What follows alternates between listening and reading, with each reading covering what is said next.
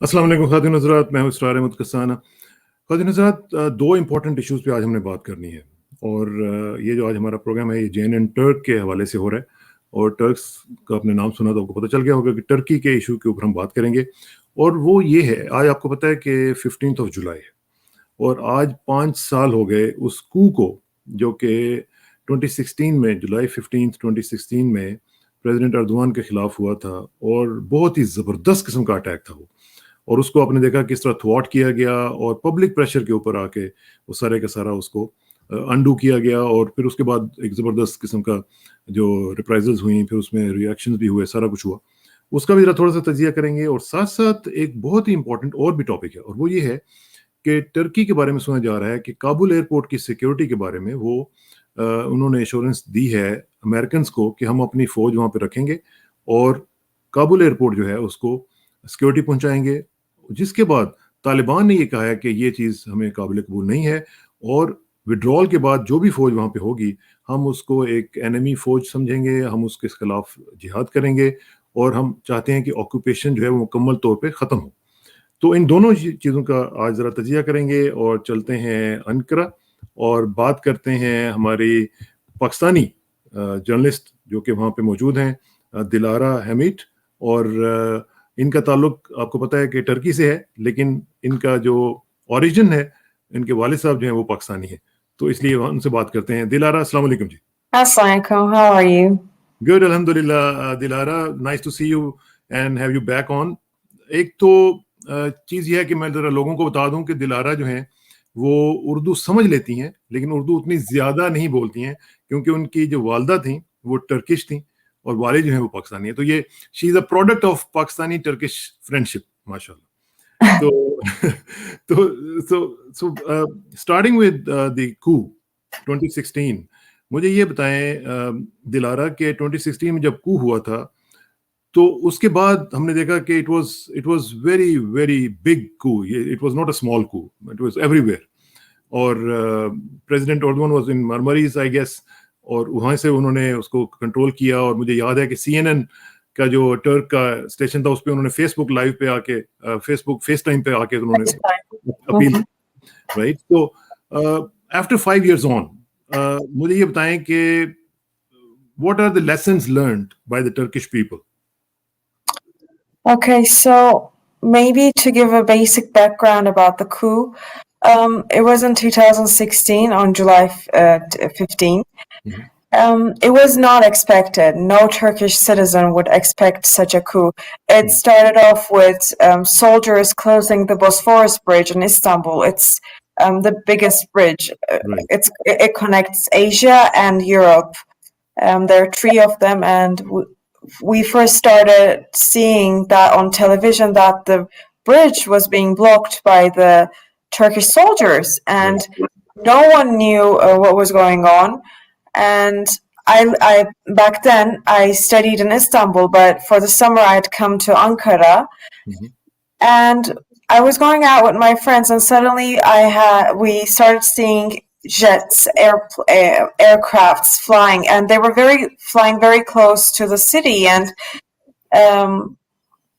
people could sense that there is something wrong, and then everyone would panic, start going back to their houses. And this is also shocking because Turkey is a developed country. It's not a third world country, and you don't expect coups happening. Right. So no one expected it, and when everyone was at home, the prime minister back then, Binali Yildirim, had come out to the TV and told that this was a coup attempt. It was done by the Fatehullah Gullen terrorist organization. He's based in Pennsylvania.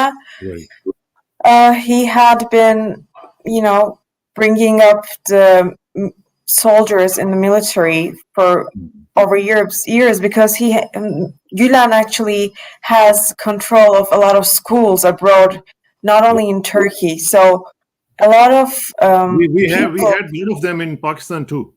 Exactly. So many schools are now shut down, but he actually raised all these people who attempted the coup attempt, and that's why people don't. This took years to make. This is actually shocking. Dilara, the problem is that how come Gullen actually was successful in getting into the armed forces as well? That was very serious. It is, and no one actually expected such a thing, because you see, Gullen is more to the Islamic side, and when you look at the Turkish background, military is always on Secular. Yes. Yeah, it's secular, so you wouldn't expect such a thing to combine. So this took years to happen. He actually raised all these soldiers. They had gotten into military schools by stealing the military school questions. So that's how they became successful. And Gullen was, he used to be the ally of President Erdogan. You know, so how come he turned against him?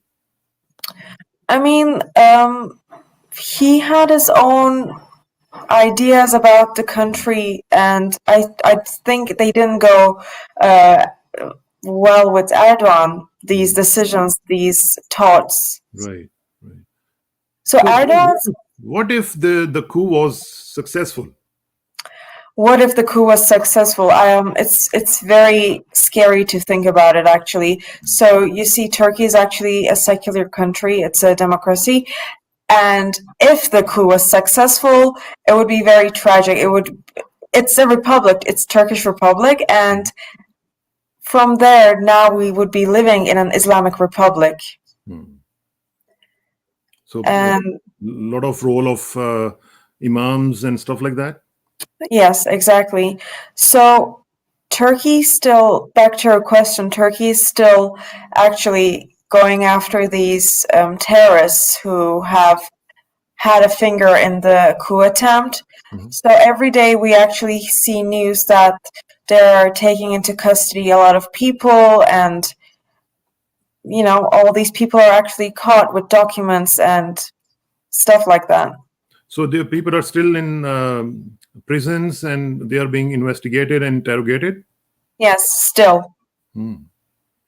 If they have a relationship with the terrorist organization. Right. So what is the reaction of the people now? You know, after 5 years, people think that we are in the right direction, or people still feel that, you know, if the coup was successful, that would have been much better? No one in their right mind would think that if the coup was successful, it would have been good for the country. I don't think no Turkish citizen would say that. But I think, I mean, if the coup was successful, it would take Turkey back 10 years at least. No, we never, even in history, we never see how the coups make the country go further or better. It's against democracy. There is no way that a coup would make a country better. But the fact is that the coups have been happening in Turkey. Look at the 60s stuff, and, you know, they've been doing it. Yes, and it hasn't affected the country in a positive way. You're right. But still, you know, even if it is in the right direction right now, the West looks at Turkey with a different prism. They don't think that it's a secular country. The West still feels that Erdogan is just like a dictator. He's doing, you know, many bad things. Press is not free. So things like that. They still don't think Turkey is secular. I mean, there are claims that Erdogan is an authoritarian leader. And from some point of views, yes, I could see how that's going on. But not every European country is perfect either. Right. So every leader has their flaws and, you know, good sides as well. Yeah. Western democracies have too many flaws too. Exactly. Yeah. And I mean, it's always open to, you know, getting better. So, but I would actually say Erdogan's role in this coup was very big. I've never seen such a thing happening, but he FaceTimed a CNN speaker and told his citizens to take their role and go up to the streets and defend their country. And people actually did that. They did. And I remember the guy who stood against in front of the tank. A tank. right? Yes. And I think there was a guy who was ran over by the tanks twice. 250 people died Yeah, during the. I mean, Turkish soldiers attacked Turkish citizens. It's not a joke, and around 3,000 people were left injured. yeah, yeah, yeah. So coming back to the second topic, Dilhara, मुझे ये बताएं कि थोड़ा सा उर्दू बोल लेते हैं कि ये अच्छा। जो हमारा अर्दवान साहब हैं, इनको क्या हो गया है काबुल में? Why does he want his forces in Kabul and specially regarding the airport?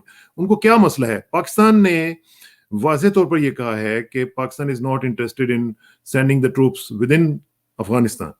So Turkey, from all the way from Turkey, sending the troops to Kabul airport, which will create a lot of problem, not just for Afghanistan, but for Pakistan as well. Why? Okay, so I think we should go back. We see a failed mission since 2001. The United States was not successful in Afghanistan, and so that now 90% of the US troops are backing from Afghanistan, actually, and it's leaving a space for the Taliban. And a couple days ago, the Taliban actually threatened Turkey that it would be very wrong that Turkey is going to the Hamid Karzai airport. Right. So Turkey's action was actually welcomed by the United States and the NATO.